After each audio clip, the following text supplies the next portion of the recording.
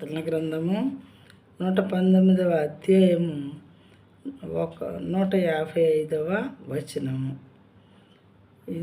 This is a very big chapter ప్రియమైన వాళ్ళారా. అయితే కీర్తనల గ్రంథం కీర్తనలు అనే పుస్తకంలో 150 చాప్టర్స్ ఉన్నాయి.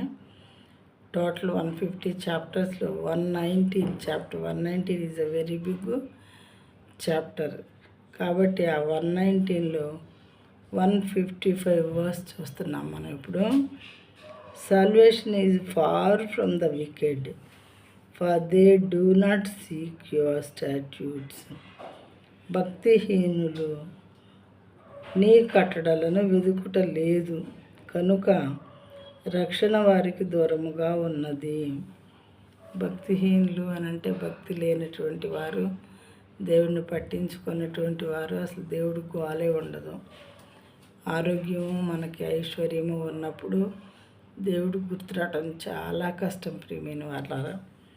ఒకవేళ గుర్తొచ్చినట్లు చేసినా కానీ అది నామకే వాస్తే అంటారు కదా. పేరుకు మాత్రమే భక్తిలాగా ఒక చిన్న దండం పెట్టుకుని వదిలేస్తాము. అయితే ఇక్కడ ఏమని రాయబడిందంటే భక్తిహీనుల గురించి, భక్తిహీనులు నీ కట్టడాలను వెదకుటలేదు. దేవుని కట్టడలు, దేవుని ఆజ్ఞలు, దేవుని విధులు అనేవి బైబిల్ గ్రంథంలో రాయబడి ఉన్నవి.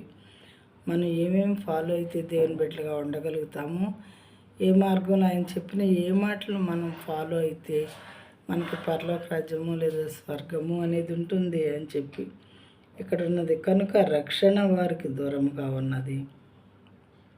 ఈ భూమి మీద మనం జీవించే జీవితం 70 లేదా 80 సంవత్సరాలు మాత్రమే ప్రియమైన వాళ్ళారా.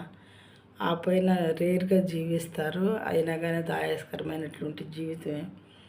ఈ భూమి మీద ఉన్నటువంటి 78 సంవత్సరాల్లో మనం పరలోకంలోనికి ఎంటర్ అవటానికి మార్గాన్ని సిద్ధపరచుకొనకపోతే నరకానికి వెళ్ళవలసిన పరిస్థితి వస్తుంది. మంచి అనేది మనం చేయకపోతే చెడు చేస్తున్నట్లే కదా అర్థం.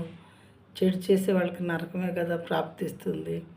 కాబట్టి మంచి మార్గంలో మనం నడవకపోతే ఇబ్బంది పడతాం. ఎందుకంటే మరి పరలోకము లేదా స్వర్గం అనే వాటిలో మనం యుగాలు ఉంటాము. నరకాల్లోకి వెళితే అక్కడ యుగాలు బాధను అనుభవిస్తూ ఉంటాము. స్వర్గంలో ఉంటే యుగాలు దేవునితో సంతోషంగా ఉంటాము. ఏ మార్గం కావాలో ఈ రెండిట్లో మనమే ఆలోచించి ఎన్నుకోవాలి. దేవుడు ప్రతి ఒక్కరికి తగిన జ్ఞానాన్ని ఇచ్చారు కాబట్టి